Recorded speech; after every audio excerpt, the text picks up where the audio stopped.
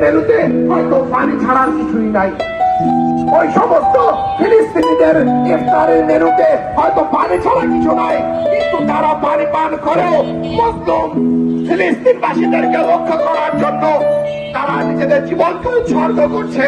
তারা মুসলমানদের প্রথম কিবলা বাইতুল মুকাদ্দাসকে মুক্ত করার জন্য তারা আপ্রাণ চেষ্টা করে যাচ্ছে। অতএব আমাদের সবার ইমানি দায়িত্ব হচ্ছে আমরা যে যেখানে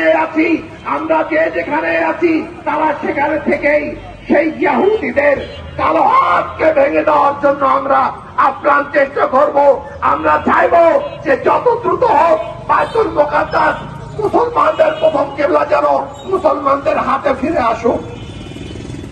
আমরা সবাই সম্মিলিতভাবে স্লোগান দিব, নারায়ে তাকবীর, আল্লাহু আকবার, নারায়ে তাকবীর, নারায়ে রিসালাত ইয়া রাসূলুল্লাহ, নারায়ে রিসালাত ইয়া রাসূলুল্লাহ।